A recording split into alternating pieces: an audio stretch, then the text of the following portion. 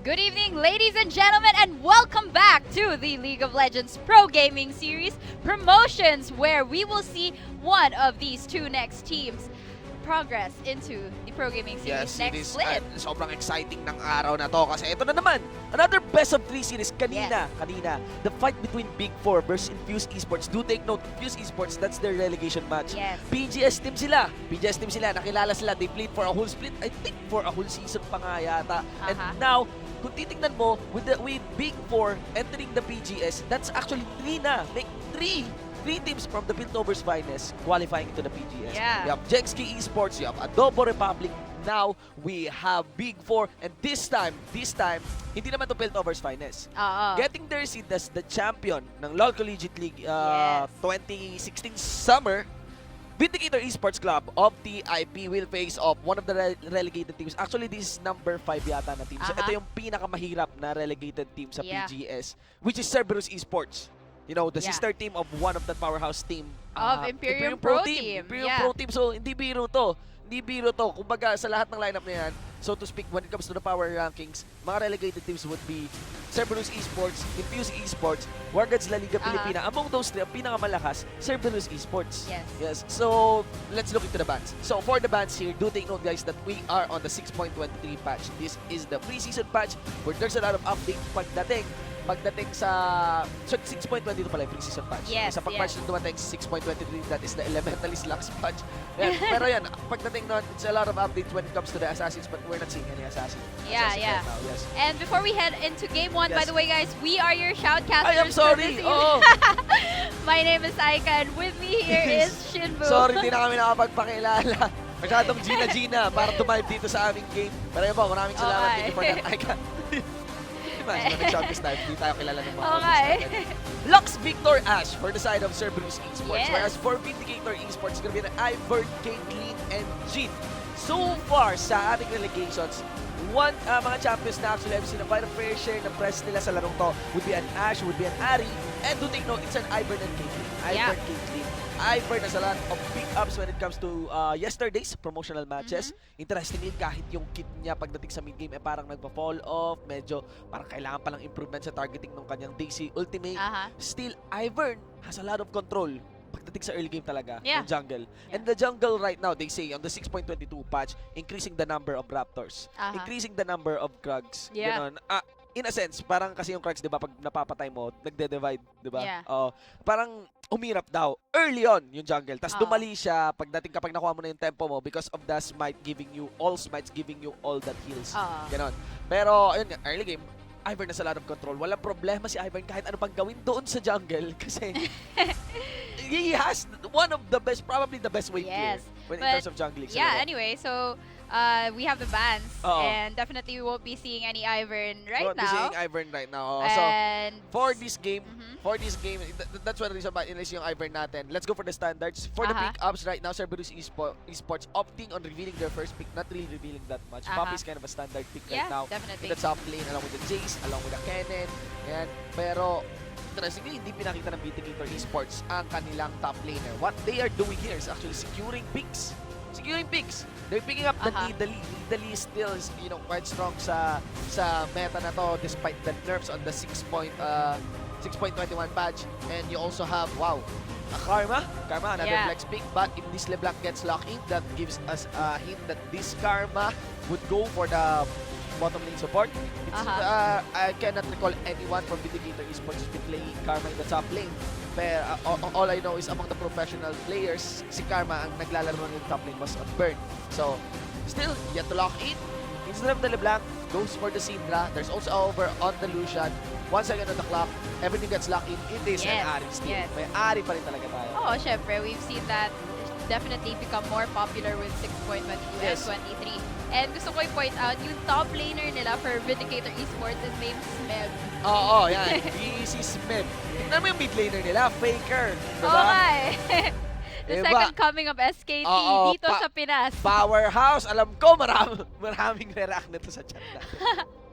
Yeah, Faker pala, Smeb pala. pero mas special si Rufa May. Si- Nandyan din Star siya. siya Marunong pala siya mag-lol. Tinernohan. Ito si Faker, nito si Smeb. Now, going for the picks na Cerberus Esports. After Yes. the Poppy, we also have the Trundle and the Dice on their second iterations. So, I believe, yeah, compared to the Syndra, Ari has a more control against the Dice in terms of it has mobility. In terms of it has mobility.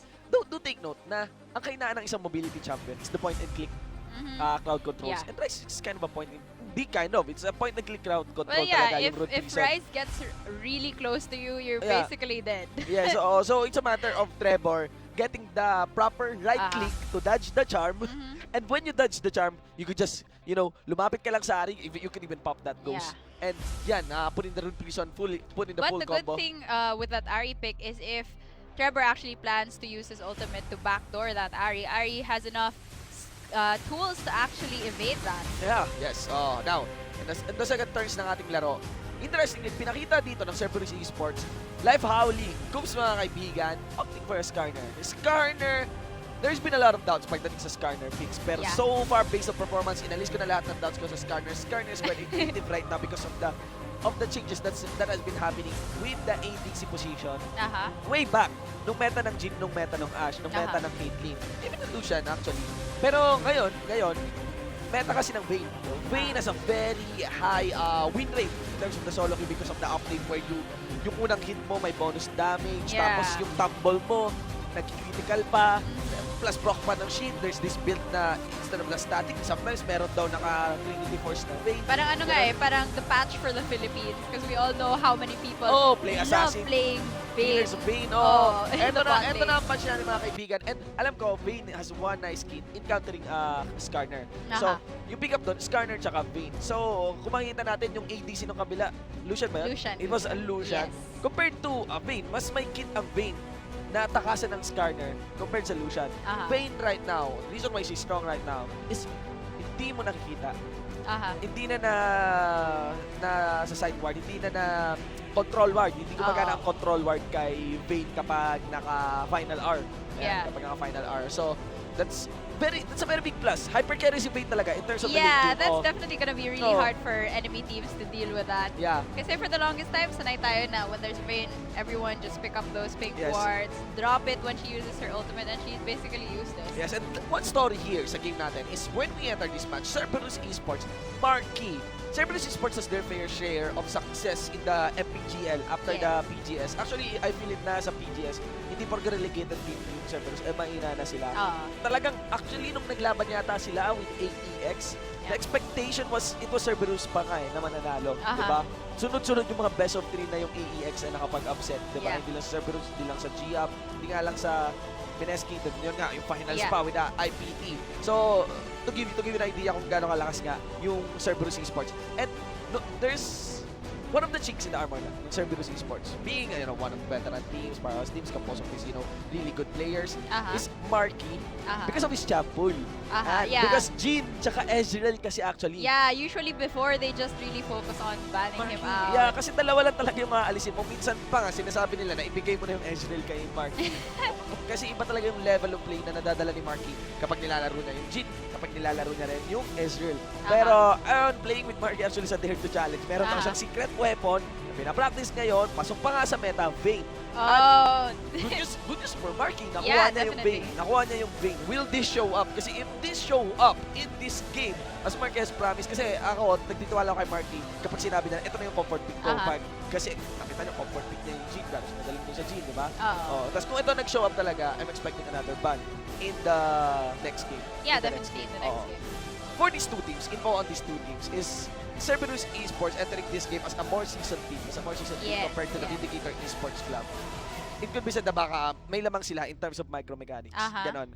Pero sa playstyle din ng Vindicator Esports Club, hindi na natin sila pwede maliitin in a sense na Vindicator Esports Club has the discipline of a seasoned team.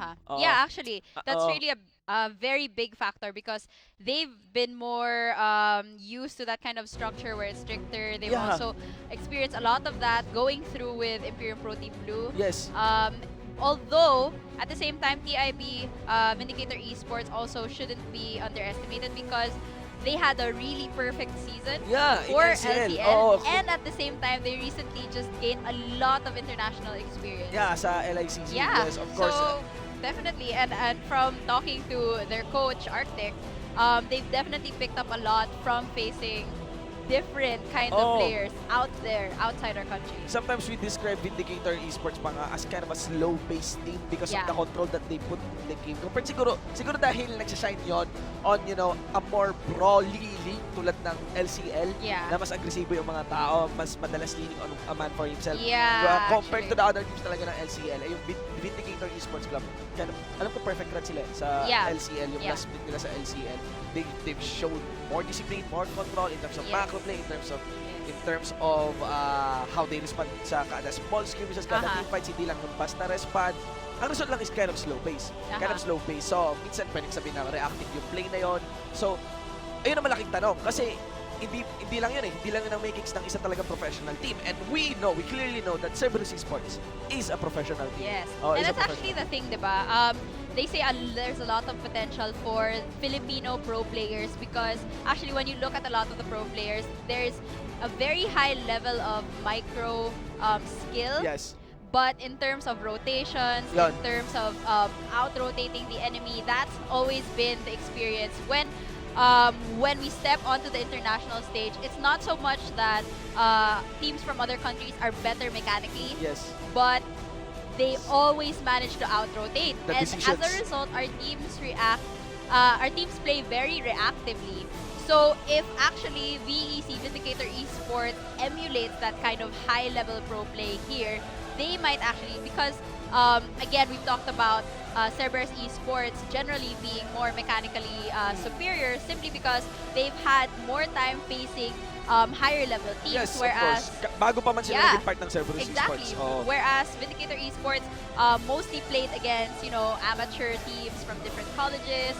But definitely that it's not so much that you have to win every fight, but make sure that overall, yung overall, I'd say isang crucial factor sa game na to would be the macro talaga, would be the macro play. Because if it's gonna be a micro, I'm leaning more for the Cerberus Esports. Pero kung if it's gonna be a macro standard, then there's this fighting chance. Because clearly, even though the title of the champion from the LCL is, you know, under their belt, TIP, Vindicator Esports is gonna enter this fight as the underdog. Ladies and gentlemen, welcome to Game 4 of the Garena Pro Gaming Series 2017 Spring Promotions and Relegations. This is our final best of 3 series on this Promotions and Relegations fight between Cerberus Esports versus Vindicators Esports Club. Let's go for the champion rundown. Alright, ladies and gentlemen, on the blue side for Cerberus Esports, we have Suzaku on that Poppy in the top lane, Life Howling or Coops on that Skarner jungle, Trevor on the Rise mid laner, Marky on that Vayne ADC, and finally Shadow on that Trundle. Meanwhile, on the red side, it's gonna be Vindicator Esports Club. For the top lane, you have Smep in this Maokai. In the jungle, it's Rufa May for the Nidalee. In the mid lane, you have Faker on this Ari. The bottom two is gonna be Cute on this Lucian ADC. And Tarya on this Karma support. Yes, definitely. And speaking of Tarya, actually, I remember a lot of the games from the LICC. I hope definitely that Tarya has worked on the mistakes that they made, all those petty mistakes that if they hadn't, maybe they could have had a better chance of winning. Again, they don't need to give free advantages to their enemy, given that they are the 15 in the media. And at least, Tarya is holding the Karma. So, ito yung champion na hindi mo kailangan mag-force masyado na kung ano-ano. And you'll still be efficient. Ang taas pa rin ang contribution mo. Despite playing it quite safe because of the pokes na meron ng Karma, mobility. You can see how Smeb giving a hard time for the jungle doon kay Life Howling for the blue side. Trying to spot that one. Life Howling though, interestingly, both of the junglers are not opting for the level 3, quick level 3 cheese, where you take the red buff and go for the Krugs. Ganon. Kasi yun yung isang jungle padding sa mga summoners natin. For your information, ayan, kung gusto mo mag-rush ng level 3 as the jungler, and if yung jungler mo capable of doing that, after the red buff, if you go for the Krugs, insta level 3. That allows you for a gank, top lane, or for the bottom lane, side you're on. Interestingly, sa mapa natin, we could see that there's an Infernal Drake. Uh-huh. It's gonna be available. Both teams actually skates into the late game. I'd say in terms of the Nidalee, Maokai, though compared to the Vayne, Illusion will definitely follow. Of course, knowing that the Vayne is a hyper Garena. Okay. Oh, wow, in the mid lane there, very aggressive flash. Faker has been isolated. First time, the first blood dito, si Faker Senpai ninyo from Vindicator Esports. Faker sa Pilipinas eh.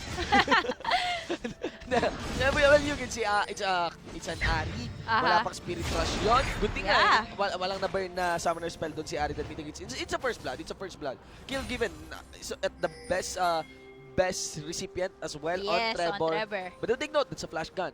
That's a flash gun against an Ari. So, let's see kung anong pwede makapit, especially Rufame on this Nidalee. And in response to the top lane, we have here a gank. Although a little too late, Rufame does have double buffs there, and Mem might be in trouble. Yeah, and you cannot really dive, copy. Especially considering Nidalee, you cannot complete that combo because of the speed fast presence. Kada pound sa'yo, press W lang, and boom, stop yung talon sa'yo ng Nidalee. And it's not just the pounce that gets boom, it's as well as the takedown ng Nidalee na hindi niya mai-connect sa'yo. So, nicely done. Actually, intuitive naman yan na pag-pick up sa punk against the Nidalee. Maybe Nidalee. Alam mo yung feeling na dahil Smeb tsaka Faker yung idea nila, parang nafe-feel mo na nagka-cast ka ng worlds. Hopefully worlds class yung rotation natin na makikita natin dito. Kasi, well, ayun, isa ko ang suggestion, if I were just the Nidalee, I'd be opting on ganking the mid lane, not the top lane, because Steadfast's presence, ang hirap talaga niyan i-deal when it comes with the Poppy. Ang taas ng durability ng Poppy, and you have to take note that this is Suzy, as they say. Si Suzaku, in the top lane that you're dealing with, one of probably his older. Oh no, in the bottom lane here, we have a gank by Life. Howling Marky goes down quite low, but there's an ignite onto Tarja, and Tarja will go down in the bot lane. Cute does his best to retaliate here, but will he get a kill? No, he will just settle for keeping them back. And that's what I want to say about the threat ng CRB. Ito yung seasoned veteran team. And Vindicator Esports Club, wait, hold on. Oh no, Cute, you are in trouble. You're low on mana, and he's doing his best. It's very slow. He gets condemned to the wall, and he falls. Another kill in that bot lane. Rufame also alone here in the, around in the vicinity. Nila na Javelin. Actually, he's in a position, aggressive position. Tribrush. Does he really intend to dive someone? Maybe I don't know. For a recall mula sa scanner natin, considering na merong karma. Maybe we take this one.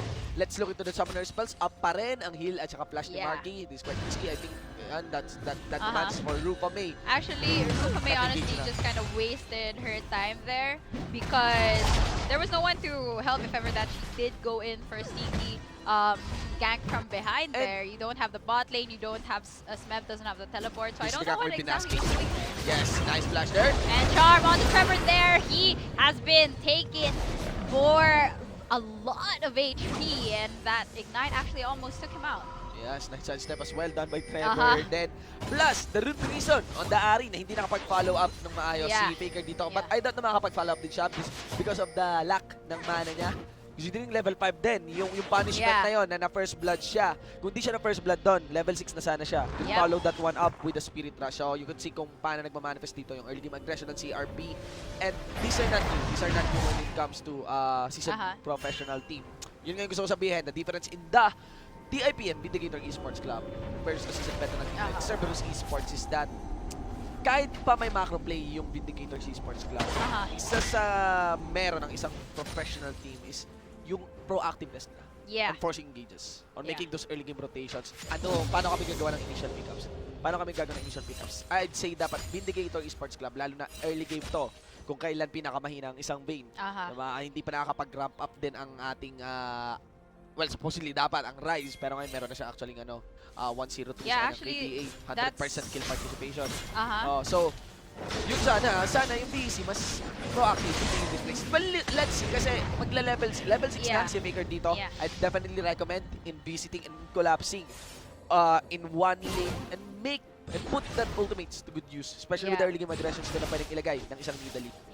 Well, I think so far, it seems that for the side of Vindicator Esports, they really have a large part of their weaknesses are actually coming from the bot lane. We had there another bout of carelessness coming in from Zarya and Toot, and I wonder if this is something that they can actually work on, or is this just really a part of who they are? Because that's really troubling. And at the same time, there were 3 people there. Q still decides to stay without any mana. Yep. He goes down, and in response, Rufa May prowls alone. I don't understand what Vindicator Esports is trying to do here. They're not acting as a team so far. And meanwhile, Life Howling has made really good shot calls, going for that mid lane, early mid lane gang, and in the bot lane as well. Slating phase naman siguro. Hindi na sila nag-group up. Pero definitely, the situation calls for them to group Yeah. up. The situation calls for them to group up now.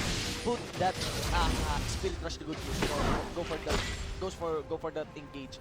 And you know, guys, I'd say what happens here is that yung naging epekto kay Ari, look at the itemization. Instead of the Fiendish Codex, he went for the, more conservative part like ng Morello Nomicon. Yeah. Plus, actually, more safety. I understand that. Need your Yeah. boots, buy your boots para hindi ka basta-basta talaga malalapitan ng Rise to land that Rune Prison. Kasi when you receive the Rune Prison, expect na hindi lang mag-isa yung Rise na yan. Pero, yun lang, kulang yung AD damage. Kulang yung AD damage. AP damage ng Ari. Kukulangan ng damage ng Ari. And yan. Oh, here we go again in the bot lane. A flash there to be a little bit safer coming in from Cute. And oh no, he's gonna get dragged back. And condemned Zarya has actually managed to survive there. And here we have a teleport here by Maokai, and he's trying his best to save his team, keep them alive. Zarya barely lives there. Shadow though going really low, and he's trying to back off. And we have the Ari coming in from this side with her Spirit Rush. He might actually be able to pick him off. Nicely done there. Nicely done teleport mula sa ating Maokai. No. Oh no, we have Trevor caught out here by There Rube we go. and Ari, and finally a kill onto Trevor there. It's There we go. really good There for we go. their team. We still cannot underestimate the reactive play na kaya ng VEC Yeah. when they group up. That's a 2v1 situation. That's what you call for against the Rise. Rise squad immobile. Isama mo pa yung Italy, isama mo pa yung Ari. Good pick up. Quite a big win, I'd say. Yes. Because nakakuha ka ng 2 kills, in a few minutes, plus an Infernal Drake as well. Yes, definitely a nice uncontested Infernal Drake there, plus 8% to their AP. Check into the replay here. You can see how Marky flashes in. Take some target, plus yung Light Slinger. Plus actually piercing Light Delicate doon. So a lot of damage. And, Maokai is just wise to connect. To connect Yes. that twisted advance, finalo up nung calling ni Lucian. And you can see naman, with the Vein Gun, a lot of damage is gonna swell. It's just a matter of picking ups and winning. Plus, sinuwerte rin doon sa Sinuwerte talaga mid si lane Zarya din. din. And it's good that the burst actually wasn't enough to take her out. That was really scary, getting condemned like that. It's a good thing she still had her flash, got herself out there. So this is going to be troublesome because both bot laners do not have their summoners. Yes, and CRB should realize that maybe their burst is not enough talaga. Diba? Yeah. Hindi pa ganun kadaming damage na galing dito sa full CC combo. Sa full CC combo, pero parang namimitigate pa rin nung shield ng Karma. It's the support, one of the QCS targets na available champions na pwede mong kunin sa Vindicator Esports Club, and they will to kill that one. So maybe may adjustment na gagawin dito yung CRB. Let's see if they will. Kasi if they won't and commit to those kind of mistakes again. Yeah, and actually the same mistake, the same killing bush that always manages to take this bot lane duo from Vindicator Esports by surprise. I don't understand that at this point. Why don't they ward this bush? They jaboo rush. Let's see. Face check. Alright, we have here Suzaku has been locked down by Smeb. We have Rufame with a red buff and the backup. He manages to stay safe behind his minions. Naalala ko si Bekimon. Why? Si Bekimon, yung gumagawa siya ng Rufame parody. Yeah. Kasi sinasabi niya yung mga skills. Naglalaro na, ano yung mangyayari pag si Rufame naglaro ng League of Legends. Go! Oh no, here in the bot lane we have again. Dude has been slowed down, but they're going in for the kill there. Marky and a flash by Life Howling to just keep him there. That is a kill for Marky. Very intuitive batting by Life Howling there. Yes, Yeah. and again, I'm not surprised. We did Dun sa- mention this. They do not have their summoner spells. Life Howling had his ultimate. It was only a matter of time before they did something like that. And you can see how CRB is playing this. Yeah. A lot of focus in the bottom lane. They really want to ramp up Mark. Because they must really understand that apart from Marky being one of their key players here, that they do want to scale really nicely in the late game, they also know that of all the lanes, this is actually the most vulnerable so far. Yes, ladies and gentlemen, and of course, we could see it's gonna be the first blood goal given to the side of Cerberus Esports. Top lane. Yeah, top lane here duking it out, and Smeb is getting quite low. Jabs left and right there, but both top laners might not go in for the kill just yet. Have you played this skin yet? Huh? First now. No, but I noticed some people forget to Use put on that their one, skin. huh? Parang- Like, you play against a Maokai and then they don't have the skin but they have the border and it's like, Parang hindi okay. na big deal yung... Play with a vanilla Maokai then. And so let's look at the itemization. So you can see that's good news for the Ari here. The Isis big laner completed na. Morella namin doon. For the side naman dito, actually ngayon pa lang nabuo yung Rod of Yeah. Ages ng ating Rise. That gets delayed because of course bumuo ng Lucidity. Si ano dito si Trevor along with the Tear of the Goddess plus actually may nakikita tayo Mantle, Magic Yep. Mantle. So there's the reason why na-delay itong Rowa and that's one offset to be done. So yung kaninang first blood or pagkamatay ni Ari dito na mid lane, Yeah. hindi na siya ganun ka-accountable. Hindi siya ka-accountable. At least may offensive stats na yung Ari. For this game, kailangan talaga offensive stats ang kailangan ng isang Ari. Yeah. And Infernal Drake, halos, well, hindi pa tapos yung ating laning phase. Pero dahan-dahan, itong mga susunod na laban, itong mga susunod na team fights would matter a lot. Kasi what's at stake could be another turret, could be an Infernal Drake. Diba? And actually getting a bounty shot down and someone getting a good goal to wrap up and score their second core item. At yun yung nagdedetermine kasi ng mga mid-game team fights in a sense na pag yung mid-game team fights din kasi yung magsiset sa'yo ng tempo for the late game. Okay, and understanding the difficulty that their bot lane duo was having, they've actually lane swapped and sent them up stairs. Although Life Howling is prowling the area there, Rufume has felt the danger that's brewing there, but I'm not sure. I do hope that this is going to give Cute and Tarya a bit of space to actually get back into this game. They do not even have their first full item yet. So they have a clear idea. PGS has a clear idea kung anong plano dito at ginagawa dito ng Cerberus. Yeah, but a little too late Oo. there. Ang hindi clear yung idea nila ay kung paano nila gagawin. Oo. Exactly. Paano Alam sila nila kung papunta? ano nangyayari, hindi Oo. nila alam kung ano paano ang gagawin. papasok, kung ano ang gagawin. So, let's see what would be the adjustments here by Vindicator Esports. So, do take note, this 3K gold lead is manifesting itself so well.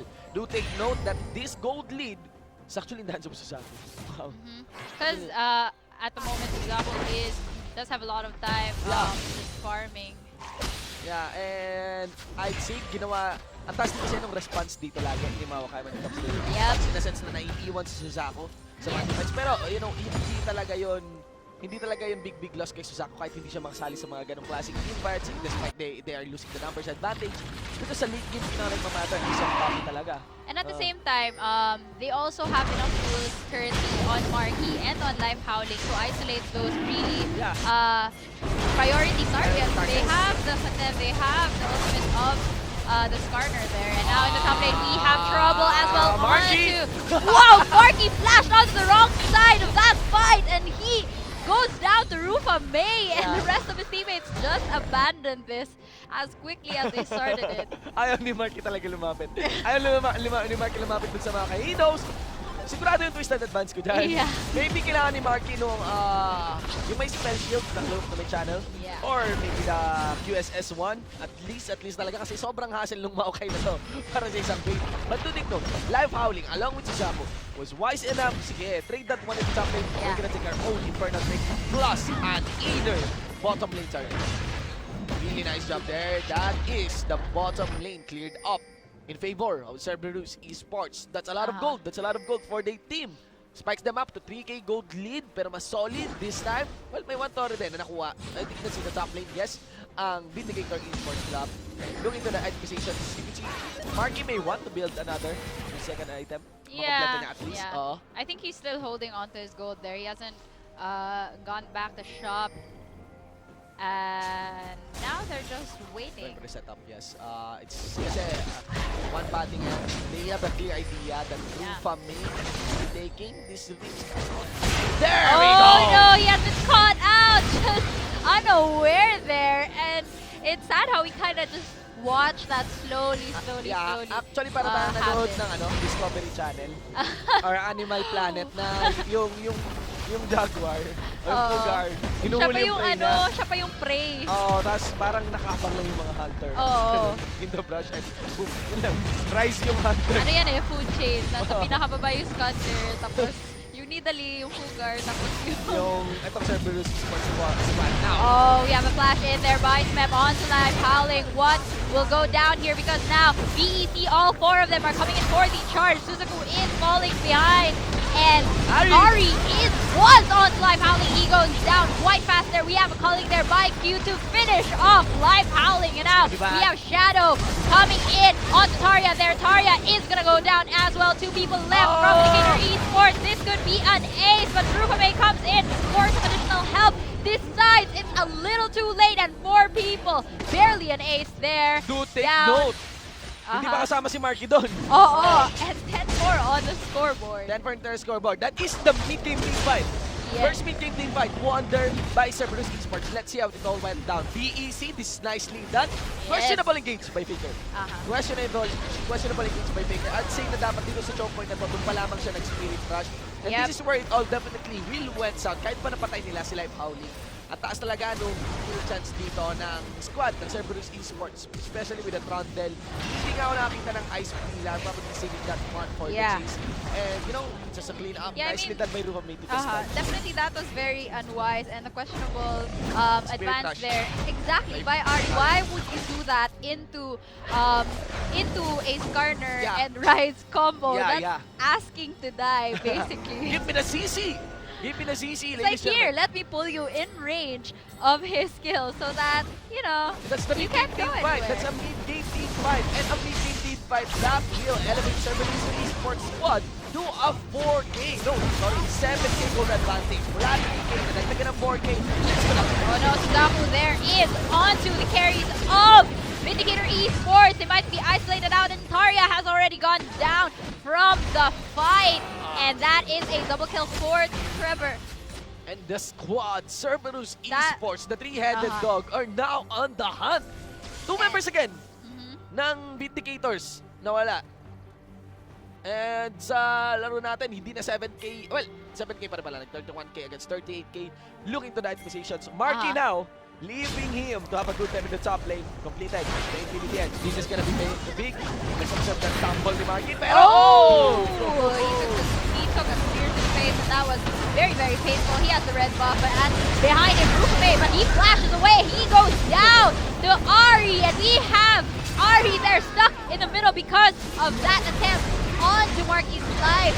That did succeed, and now Rupame has been pinned down by Suzaku there. A finishing kill by Trevor, and now the rest of Indicator Esports are in trouble as CRB is pounding on their front, on their middle turret. A play style in the early game that revolves and allows your ADC to ramp up. Ginawa ng VEC, kinounter. Ito, sige, huli natin yung ADC. But still, do you have Suzaku? You still have Trevor. And to be said, na si Shadow din. Medyo sakit sa ulo. Things are looking gloomy here for the Vindicator Esports squad, Esports Club squad.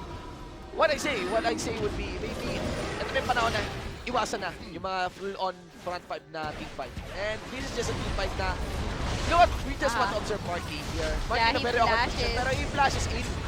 And then we have their Smeb has locked him down. Yes, this seems the Smeb locking down. Nakuha niya yung Orb of Deception doon ni Harry. Alam naman natin, sinisave talaga ni Maokai lagi.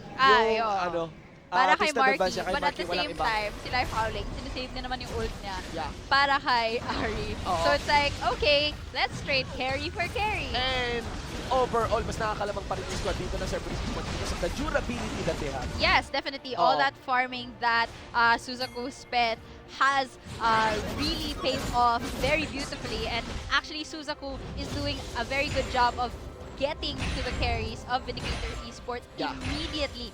And we also see na halos all the time in almost all of their fights, nauuna mamatay si Tarya. Kung hindi, either Ari or Cute. And Yeah. to me, that is very, that is honestly very amazing. Yes, my opinion tells me that Vindicator would want another duelist in their pocket. Kasi parang, I know, ginawa lang talaga din yung Vengeful Maelstrom ni Maokai, especially with the short-term cooldowns, to add more durability to him. Pero, maybe you could utilize that to your teammates.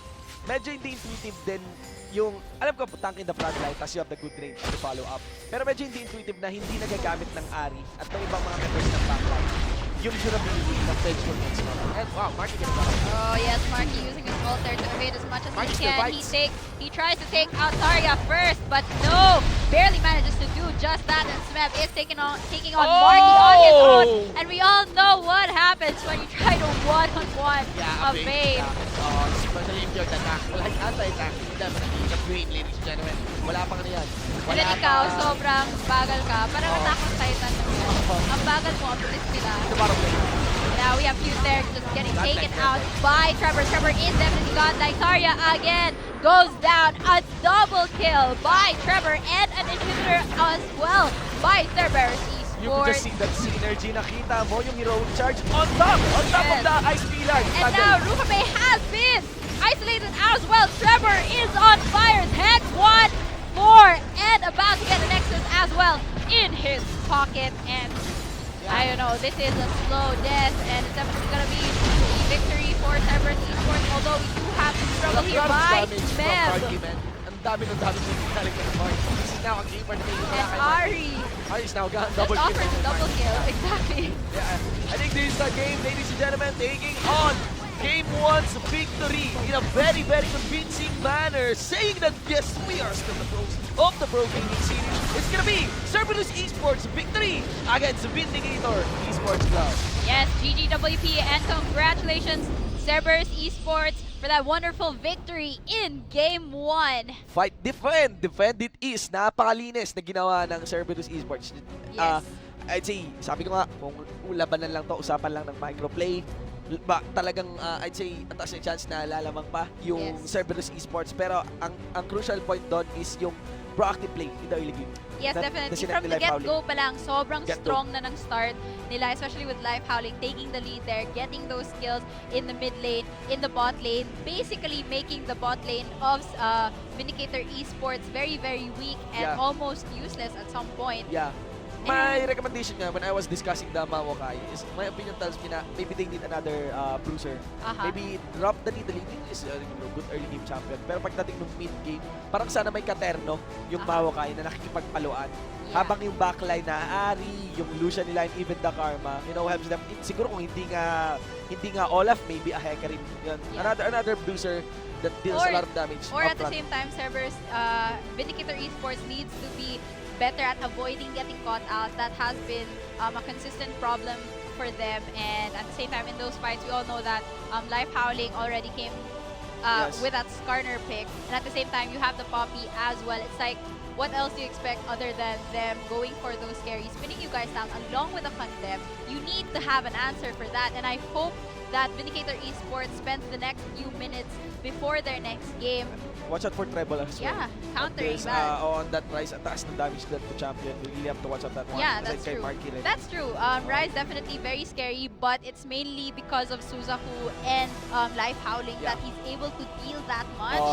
He has an easier time. Yeah, it's like, despite an Ari, hindi makapasok talaga si Ari doon. The vision is scary, ladies and gentlemen. So, that is game 1. A very convincing victory by Cerberus Esports. Will they be the first team that won't get relegated? Sa lineup ng mga teams natin from the PGS teams. We'll see, ladies and gentlemen, or you know, they are match point for game 2, or will Vindicator Esports Club step up get the series 1-1 and let us proceed to game 3. Yes. We'll know that one, guys. We have been your shoutcasters for this game. Ako po, si Shibu with a 1 for an eyes. Of course, your play-by-play shoutcaster, Miss Aiga, will be back for Game 2 for the Pro Gaming Series 2017 Spring Promotions and Relegations. See you in a bit. Flash Baker has been isolated. First time, the first blood. No, Nico, you are in trouble. You low on mana, and he's doing his best. He's very slow. He gets condemned to the wall, and he falls down, but they're going in for the kill there. Marky and a flash by Live Howling to just beat him there. We have a flash in there by Smep on Live Howling. One will go down here because now VEC, all 4 of them are coming in for the charge. Suzuku is falling behind, and Ari was on Live Howling. He goes down quite fast there. We have Calling there by Q to finish off Live Howling, and now we have Shadow coming in on Tarya there. Tarya is going to go down as well. 2 people left from the Gator Esports. This could be an ace, but Rukame comes in for additional help. This side is a little too late as 4 people. Oh no, Zaku there is onto the carries of Vindicator Esports. They might be isolated out, and Tarya has already gone down from the fight. And that is a double kill for very safer. He has the red box, and behind him, Rukame, but he flashes away. He goes down to Ari, and we have Ari there stuck in the middle because of that attempt onto Marky's side. That is the lead, and now Rukame has been pinned down by Zaku there. A finishing kill by Trevor, and now the rest of the Gator Esports are in trouble as CRB is pounding on their front, on their middle turn. Allowed your EPC to round up. Ginawa ng VEC, number is not to be huli but still, we have Zaku, we still have Trevor. Now we have Reese there. He gets taken out by Trevor. Trevor is definitely gone. Tarya again goes down. A double kill by Trevor and an inhibitor as well by Cerberus You can just Esports. see that synergy. Nakita mo yung heroic charge on top of the ice pillar. And now Rukame has been isolated as well. Trevor is on fire. 10-1, 4, and about to get an exit as well in his pocket. And I don't know, this is a slow death, and this is going to be victory for Cerberus Esports, although we do have some trouble here by Smeb and Ari. Just offers a double kill, exactly. I think this is the game, ladies and gentlemen, taking on Game 1's victory in a very, very convincing manner, saying that yes, we are still of the Pro Gaming Series. It's gonna be Cerberus Esports victory against Vindicator Esports Club. Yes, GGWP, and congratulations, Cerberus Esports, with a